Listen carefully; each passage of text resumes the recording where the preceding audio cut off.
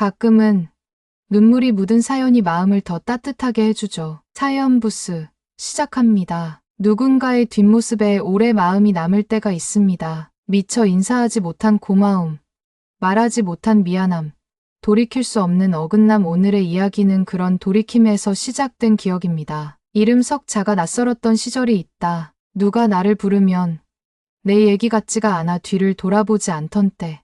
그냥 야, 거기 너.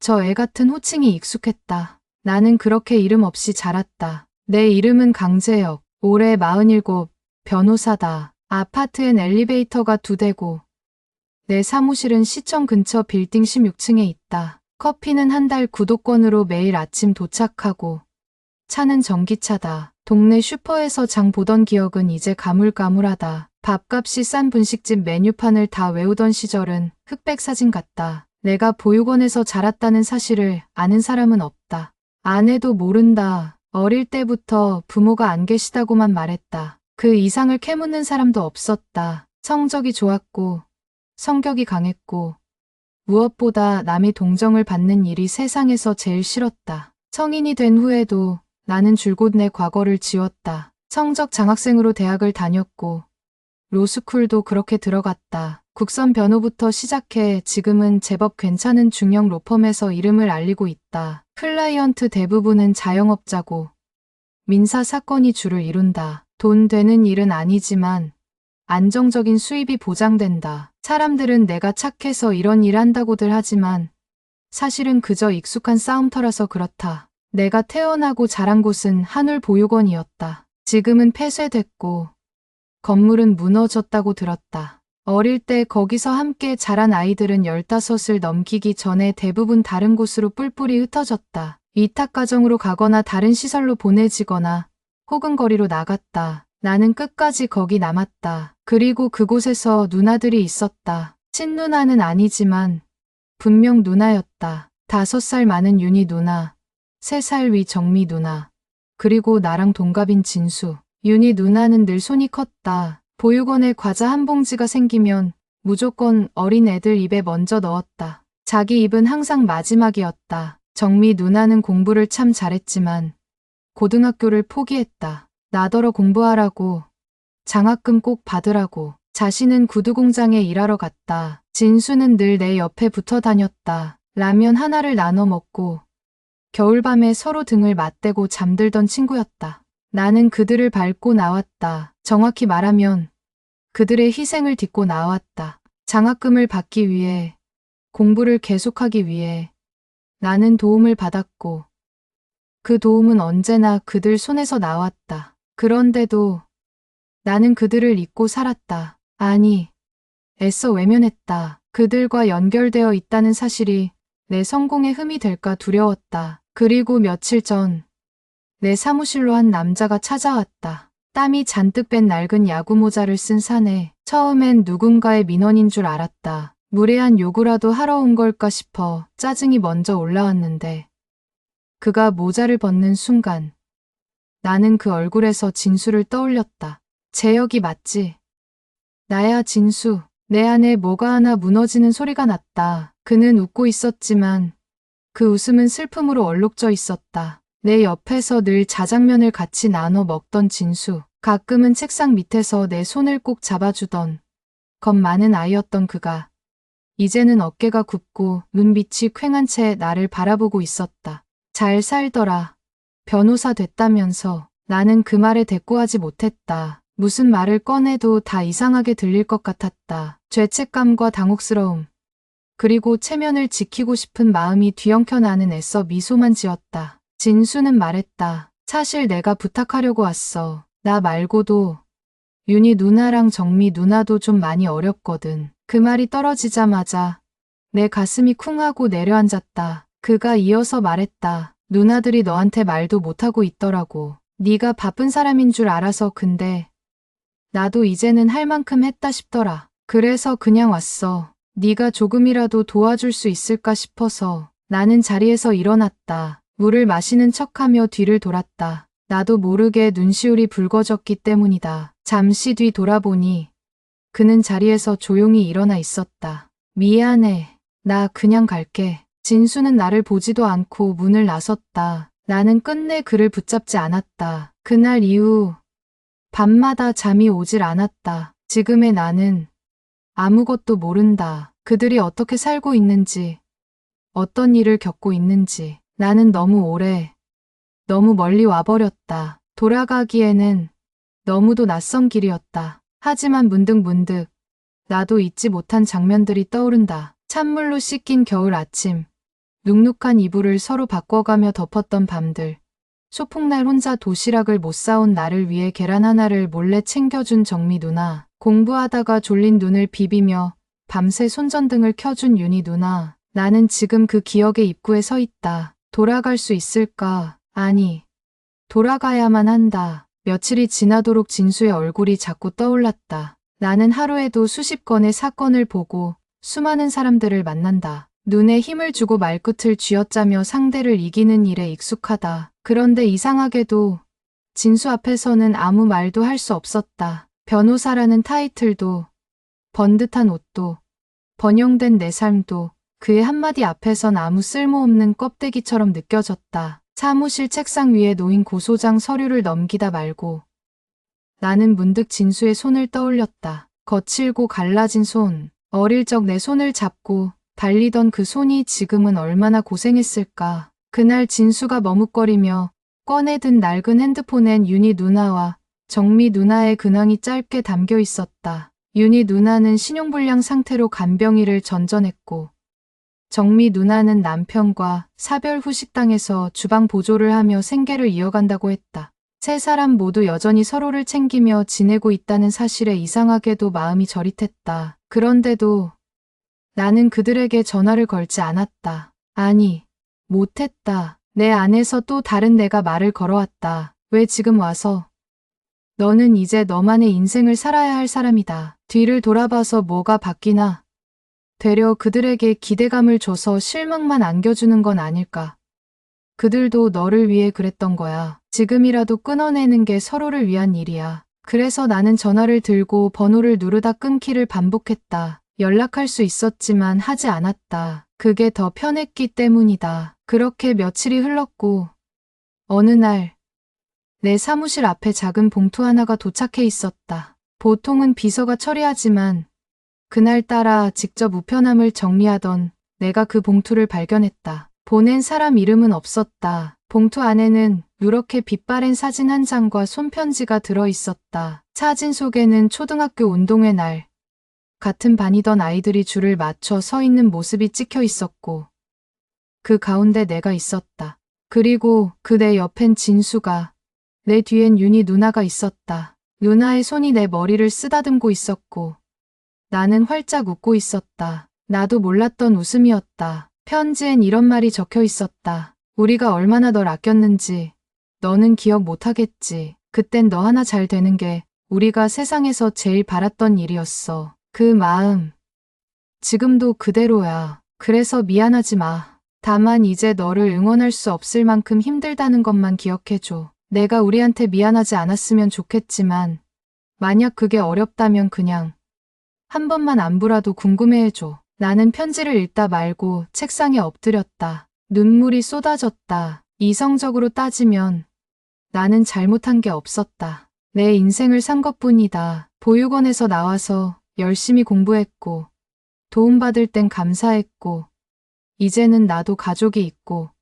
책임져야 할 삶이 있다. 그런데 왜 이렇게 아픈 걸까? 왜 이렇게 나는 잘못한 사람처럼 가슴이 먹먹할까? 그날 밤 나는 혼자 술을 마셨다. 평소엔 잘 마시지 않던 위스키를 꺼내 2잔, 3잔 마시다가 결국 거실 바닥에 앉아 핸드폰을 들었다. 진수에게 전화를 걸었다. 하지만 그는 받지 않았다. 다시 걸었다. 또 받지 않았다. 3번째 시도 끝에 나는 결국 짧은 문자 하나를 보냈다. 진수야, 연락 줘. 얘기 좀 하자. 답장은 오지 않았다. 다음 날 아침 내 사무실로 전화 한 통이 걸려왔다. 익숙한 이름이었다. 정미 누나였다. 재혁이니? 그 목소리 쉰 듯한데도 여전히 다정했다. 나는 아무 말도 하지 못했다. 순간 가슴이 쿵 내려앉으며 모든 감정이 한꺼번에 몰려왔다. 진수가 병원에 입원했어. 그 한마디에 내 머릿속이 하얘졌다. 진수가 입원했다는 소식을 듣자마자 나는 곧장 병원으로 향했다. 자동차 핸들을 잡은 손에 힘이 들어가고 브레이크를 밟는 발끝까지 떨렸다. 아무리 노력해도 마음이 가라앉지 않았다. 변호사로서 그동안 수많은 위급한 상황들을 경험했지만 이처럼 불안한 마음으로 병원으로 향한 적은 없었다. 나는 진수를 위해 무엇을 해줄 수 있을까?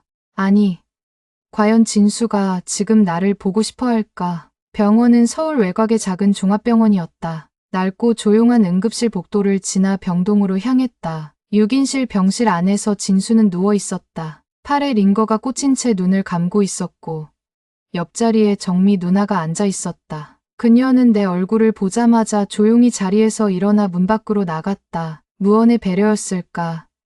아니면 말을 섞고 싶지 않아서였을까? 나는 아무 말도 묻지 못한 채 진수 옆에 섰다. 진수는 눈을 떴다. 왔네. 그 한마디에 나는 할 말을 잃었다. 대신 입을 꾹 다물고 그의 손을 잡았다. 여전히 거칠고 굳은 살이 박인 손. 어릴 적 내 손을 덥석 잡고 달리던 그 손이었다. 무슨 일이야? 왜 입원한 거야? 좀 쉬어야 해서. 위염이 심하대. 며칠 못 먹었더니 쓰러졌지 뭐. 그는 애써 웃었지만 그 웃음이 오래가지 않았다. 너무 무리했나 봐. 너한텐 이런 모습 안 보이려고 했는데. 나도 사람인지라. 그 순간 그의 눈가가 붉어졌다. 진수는 울고 있었다. 나는 어깨를 토닥였다. 미안해. 진수야. 내가 너한테 너무 무심했지. 진수는 고개를 저었다. 아냐. 네가 뭘 미안해. 우리는 그저 네가 잘 살길 바랐던 거야. 그게 우리 보람이었고 자랑이었고 그런데 그 자랑이 이제는 너무 멀게 느껴지는 거지. 정미 누나가 문을 열고 다시 들어왔다. 진수야. 약 타왔어. 그녀는 나를 힐끗 보았다. 그리고 무거운 침묵 속에 물컵을 건넸다.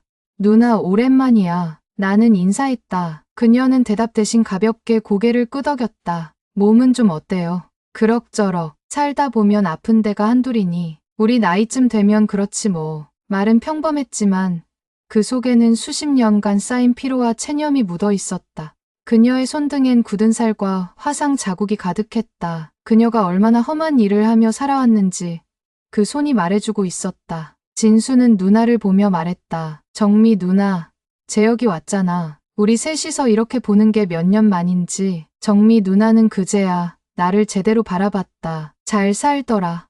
변호사 됐다며. 뉴스에도 몇 번 나왔다지. 나는 고개를 끄덕이며 웃었다. 그래도 오랜만에 얼굴 보니까 반갑긴 하네. 그녀가 그렇게 말하자 마음 한구석이 저려왔다. 그건 환영이 아닌 어쩔 수 없는 인정 같은 말이었다. 그날 나는 병실에서 오래 머물렀다. 점심으로 시킨 도시락을 나눠 먹었고 어릴 적 이야기를 꺼내며 웃기도 했다. 그런데 문득 윤희 누나의 이야기가 나오자 분위기가 가라앉았다. 윤희 누나는 요즘 어떻게 지내? 정미 누나는 한숨을 쉬었다. 몸이 많이 안 좋아. 허리 디스크에 당뇨도 있고 간병일 다니다가 허리 완전히 나갔지. 지금은 집에 누워 지내는 날이 더 많아. 혼자야? 응, 결혼도 안 했어. 너 대학 보낸다고 고등학교도 포기했잖아. 그 뒤로 사람을 믿질 못하더라. 늘 자기 인생은 이미 너한테 줬다고 생각해. 나는 말을 잇지 못했다. 죄책감이 목을 죄어왔다. 진수는 조용히 말했다. 윤희 누나는 아직도 네 얘기만 나오면 웃어.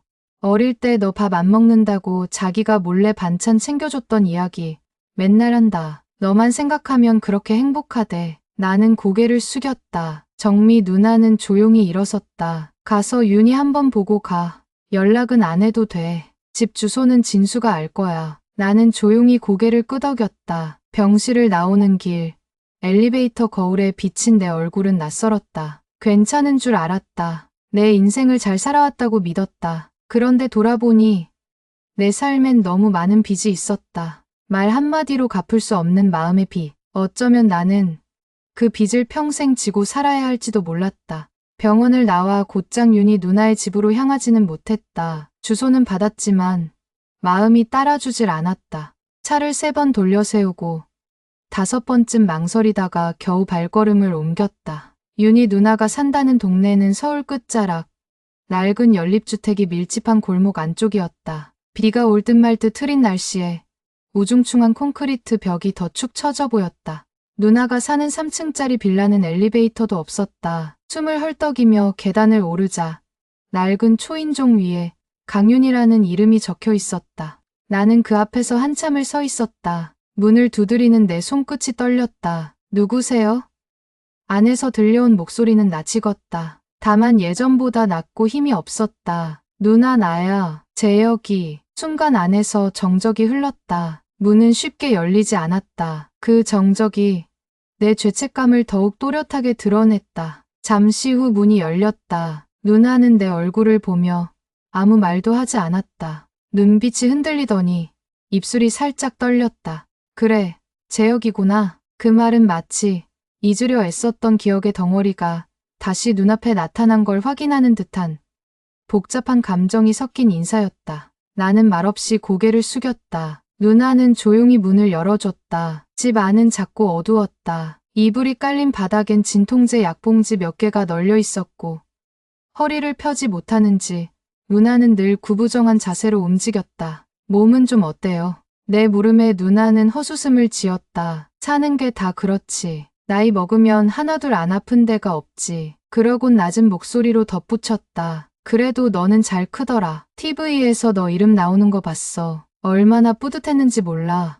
너는 참 대단해. 나는 그 말을 듣는 순간 마음이 무너졌다. 그녀는 나를 탓하지 않았다. 단 한마디도 원망하지 않았다. 오히려 자랑스러워했다. 누나, 왜 그동안 연락 안 했어요? 나도 그리웠는데. 그래도 내가 먼저 연락하면 부담될까봐, 내가 불편해할까봐 내 인생에 민폐 끼치기 싫었어. 나한테 재혁이는 그냥 좋은 기억으로 남고 싶었거든. 그녀는 담담하게 말했다. 말끝마다 숨을 들이쉬는 게 힘겨워 보였다. 나는 겨우 입을 열었다. 누나, 미안해요. 그때 그렇게 도와주고 희생한 거 내가 너무 늦게 깨달았어요. 그녀는 나를 바라보다가 고개를 저었다. 재혁아, 그건 희생이 아니었어. 난 그냥 널 사랑했던 거야. 보육원에서 다들 각자 살기 바빴지만 너는 어렸고 작았고 겁도 많았잖아.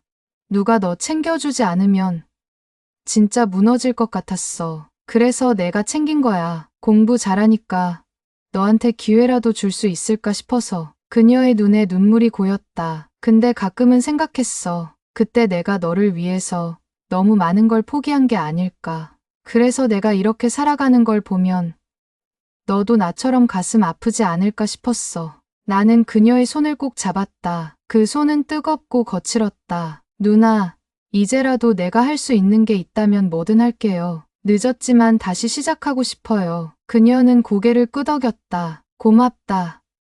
재혁아, 그 말 한마디면 돼. 진짜 그거면 충분해. 그날 나는 누나의 집에 오래 머물렀다. 약을 정리하고 고장난 전등을 갈고 냉장고 안에 유통기한 지난 음식들을 치웠다. 누나는 말없이 내 모습을 지켜봤다. 그리고 집을 나설 때쯤 그녀가 작은 종이 상자를 내밀었다. 이거 내가 초등학교 때 썼던 일기장이야. 보육원 없어진다고 할 때 내가 몰래 챙겼었어. 나는 조심스럽게 상자를 열었다. 낡은 일기장, 풀칠한 그림책, 어설픈 한글로 쓰인 편지들이 들어있었다. 그중 하나, 삐뚤삐뚤한 글씨로 쓰인 쪽지가 눈에 들어왔다. 윤희 누나는 천사다. 나 밥 줄 때 제일 좋아. 나도 커서 윤희 누나처럼 착한 사람 될 거다. 나는 더는 참지 못하고 울었다. 목이 메어 말을 잇지 못한 채 상자를 끌어안았다. 윤희 누나는 조용히 내 등을 토닥였다. 어린 시절처럼, 우리가 매일 밤등 맞대고 잠들던 그 시절처럼. 그날 집으로 돌아오는 길, 나는 처음으로 내 과거를 부정하고 싶지 않았다. 그 과거가 지금의 나를 만든 것이고 그 안에는 내가 절대로 잊지 말아야 할 사람들이 있었기 때문이다. 윤희 누나 집에서 돌아온 그날 밤, 나는 일기장을 한 장 한 장 넘기며 밤을 지샜다. 거기엔 내가 완전히 잊고 지냈던 또 다른 내가 있었다. 친구가 생긴 날, 누나에게 칭찬받은 날, 공부가 잘 안 돼 속상했던 날, 그리고 보육원 선생님 몰래 나눠 먹은 귤 하나로 기뻐하던 날까지 그 모든 기억이 내 안에서 살아나고 있었다. 그동안 나는 앞만 보며 달려왔다. 성공이라는 단어에 매달려 과거를 뒤로 밀어두고 살았다. 하지만 내가 진짜 외면하고 싶었던 건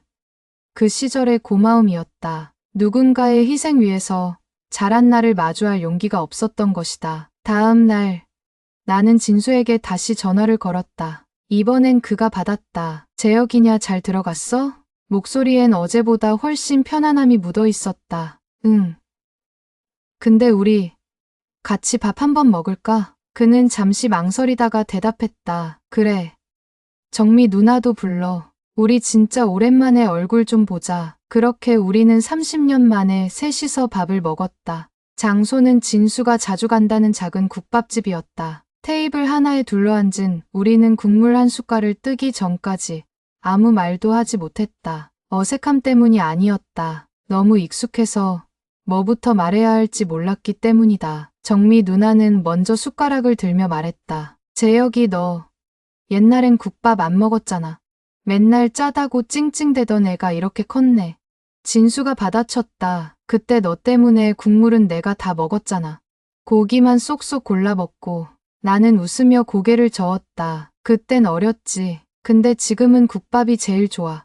우리는 그 말에 모두 웃었다. 웃고 나니 마음이 조금은 가벼워졌다. 어색함 대신 따뜻함이 돌아왔고 국밥은 유독 짜지도 맵지도 않게 맛있었다. 밥을 다 먹고 난 뒤 나는 본격적으로 얘기를 꺼냈다. 내가 할 수 있는 걸 하고 싶어. 누나들 집 사정도 알고 있고 진수, 너도 고생 많았잖아. 내가 감당할 수 있는 범위 안에서 도와주고 싶어. 무슨 조건도 의미도 없이. 그냥 마음이야. 정미 누나는 미간을 찌푸리며 말했다. 너 그렇게 말하니까 괜히 눈물 나잖아. 진수도 고개를 끄덕였다. 재혁아, 우리 내가 도와주는 거 고마워. 근데 그보다 내가 우리랑 이렇게 밥 먹어주는 게 더 고맙다. 나는 그 말을 듣고 잠시 말문이 막혔다. 돈이 아니라 마음이 필요했던 사람들이었다. 그리고 그 마음을 가장 늦게 꺼낸 사람이 나였다. 그날 이후 나는 진짜로 움직이기 시작했다. 정미 누나에게는 소형 식당 창업을 도와주기로 했다. 그녀는 요리를 잘했고 동네에서 소문난 손맛을 가지고 있었다. 윤희 누나에겐 간병 없는 요양형 쉼터를 연결하고 매달 생활비를 보내기로 했다. 그리고 진수에겐 소형 트럭을 마련해줬다. 그는 배달일을 하면서도 틈틈이 지역 아이들을 위한 자원봉사에 나서고 있었다. 그들은 돈을 받으면서도 끝까지 미안하다는 말을 하지 않았다. 대신 고맙다는 말을 참 많이 했다. 나는 그 말들이 내게 더 큰 울림으로 다가왔다. 내가 그렇게 할 수 있었던 건 그들 덕분이었다. 어릴 적 먹던 계란 프라이 하나, 운동회 날 물티슈로 닦아주던 손, 밤새 숙제 도와주던 등불 같은 마음들, 그 모든 게 있었기에 내가 여기까지 올 수 있었다. 나는 이제 그 기억을 자랑스럽게 꺼낼 수 있게 됐다. 며칠 후 나는 아내에게도 처음으로 내 이야기를 했다. 보육원에서 자란 일, 누나들, 진수, 그리고 내가 얼마나 많은 도움을 받고 살았는지. 그녀는 조용히 내 손을 잡았다. 그래서 당신이 지금 이렇게 따뜻한 사람이 된 거구나. 그 말에 나는 다시금 울컥했다. 그제서야 나는 진짜 어른이 된 기분이었다. 시간은 빠르게 흘렀다. 윤희 누나는 쉼터에 잘 적응했다. 처음엔 낯을 많이 가리셨지만 그곳 요양보호사들과도 곧 친해졌다. 오랜만에 편하게 누워 자고 아픈 허리를 치료받고 하루에 한 번 산책을 나가면서도 매일 나에게 전화를 걸어왔다. 재혁아, 오늘은 나물 반찬이 나왔는데 말이야. 이게 또 참 고소하더라. 걱정 마. 허리는 안 아파. 너 오늘도 바빴을 텐데. 전화 고마워. 그런 일상적인 대화들이 내가 얼마나 오래 누나 곁에 없었는지를 일깨워 주었다. 내 하루의 리듬에 누나의 목소리가 다시 자리 잡은 느낌이었다. 정미 누나도 식당을 열었다. 보증금은 내가 냈고 인테리어도 최소한으로 정리했지만 누나는 하나부터 10까지 직접 손을 댔다. 간판 이름은 다시 밥상. 손님들에게 정성껏 한 끼를 차려주는 식당이었다. 개업 첫날 나는 진수와 함께 축하 화환을 들고 갔다. 이제는 나도 누굴 먹여 살려볼게. 정미 누나가 그날 흐뭇하게 웃으며 한 말이었다. 그 말에 진수가 그럼 나는 밥값은 평생 외상으로 해주나. 농담을 던졌고 우리는 오래 웃었다. 그리고 진수, 그는 트럭을 몰고 다니며 동네에 있는 작은 경로당, 지역 아동센터에 무료로 생필품을 배달해주고 있었다. 자신이 받은 도움을 어떻게든 나누고 싶다는 그의 뜻이었다. 우리도 이제 누군가에게 힘이 되어줄 수 있다는 거.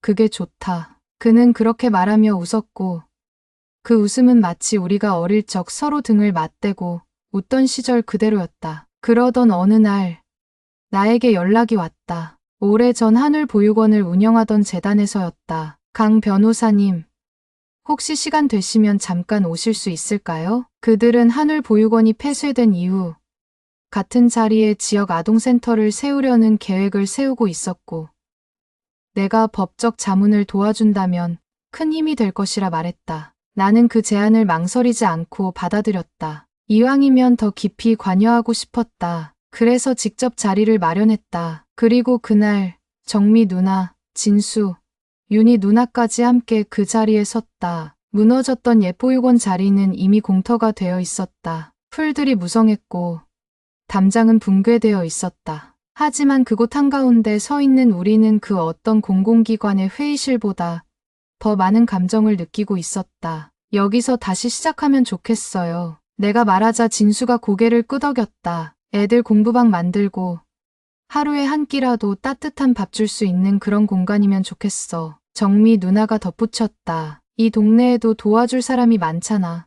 우리가 먼저 그 시작이 되면 어쩌면 다시 누군가의 인생이 바뀔 수도 있을 거야. 그렇게 우리는 한울 이야기라는 이름의 작은 지역 돌봄센터를 준비하기 시작했다. 내 지인 변호사들이 자원봉사로 법률 상담을 해주기로 했고 누나는 직접 밥을 짓기로 했다. 진수는 생필품과 간식들을 나르고 윤희 누나는 그림책을 읽어주는 이야기 할머니로 자원했다. 센터 개소식 날 나는 연단에 올라 짧게 인사했다. 이곳은 다시 태어나는 공간입니다. 그리고 저는 오늘 제 인생이 여기서 시작됐다는 걸 고백하려 합니다. 그 말에 박수가 터졌다. 누나들이 울었고 진수는 내 어깨를 감싸 안았다. 이제 됐다.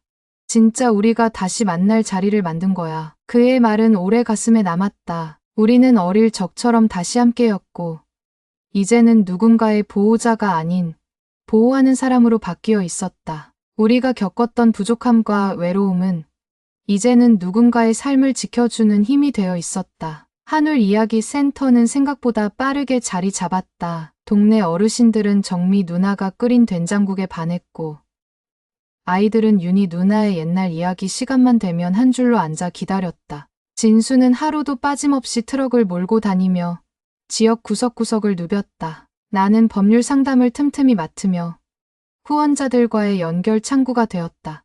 어느 날 초등학생 한 명이 상담실 문을 열고 들어왔다. 이름은 태영이었다. 부모 없이 조부모와 사는 아이라 했다. 학교에서 친구랑 싸웠는데 선생님이 부모를 데려오라고 했단다. 근데요, 우리 엄마 아빠 없거든요. 그래서 그냥 여기 왔어요. 변호사님이 아는 척이라도 해줄 수 있어요? 그 말에 나는 잠시 말을 잃었다. 나도 어릴 적 그 말로 세상과 선을 그었던 기억이 떠올랐다. 나는 조용히 아이 옆에 앉아 말했다. 태영아, 나도 어릴 때 엄마 아빠 없었어. 그래서 누나들이 날 키워줬어. 너도 혼자가 아니야. 여기 우리 다 있잖아. 그 순간 내 안에 수많은 감정들이 하나로 합쳐졌다. 어릴 적 나를 대신해 울어주고 웃어줬던 누나들, 내 어깨에 기대서 잠들던 진수, 매일같이 나를 살리기 위해 온갖 일을 했던 사람들, 그들이 있었기에 지금의 내가 있었다. 그리고 이제는 내가 그런 어른이 되어야 할 차례였다. 며칠 후 나는 윤희 누나의 생일에 조용히 작은 모임을 준비했다. 정미 누나는 센터 조리실에서 부지런히 미역국을 끓였고 진수는 꽃다발을 들고 나타났다. 누나가 센터 문을 열고 들어왔을 때 우리는 모두 숨을 죽이고 서 있었다. 생일 축하합니다. 생일 축하합니다. 윤희 누나는 입을 틀어막고 울었다. 이런 걸 다 나 같은 사람 생일이라고. 누나가 없었으면 우리 다 없었잖아요. 내가 말했다. 오늘은 우리가 그 고마움을 조금이라도 갚는 날이에요. 그날 우리는 오래도록 이야기하고 웃었다. 어릴 적 못다 한 생일 파티를 그제야 제대로 한 셈이었다. 나는 가끔 문득문득 생각한다. 만약 그때 진수의 전화를 외면한 채 그대로 살아갔다면 나는 무엇을 잃었을까? 좋은 집, 괜찮은 직업, 안정된 가정을 가졌다고 해서 사람이 다 완성되는 건 아니었다. 과거를 부정하며 쌓은 성취는 언젠가는 무너지기 마련이었다. 하지만 나는 결국 그곳으로 돌아갔다. 내가 사랑받았던 곳, 기억으로만 남겨두기엔 너무 따뜻했던 사람들 곁으로. 그리고 이제 나는 안다. 어떤 인연은 멀어진다고 끝나는 게 아니라는 걸, 잊었다고 끝나는 게 아니라는 걸. 시간이 아무리 흘러도 가슴 안에 단단히 뿌리 내린 사람들은 다시 돌아온다는 걸. 이제 나는 내 이름을 부르면 당당히 대답할 수 있다. 강재혁입니다. 한울에서 자랐고 그 사람들과 함께 살고 있습니다. 모든 기억이 때로는 고통일지라도 그 안에 진심이 있다면 결국 우리는 다시 서로를 마주하게 됩니다. 오늘의 이야기가 오래도록 여러분 마음에 남기를 바랍니다. 때론 한마디 말이 한 사람의 인생을 바꾸기도 하니까요. 우리도 그 누군가의 한마디가 되어줄 수 있기를 바라며 사연 부스 오늘 이야기는 여기서 마칩니다. 고맙습니다.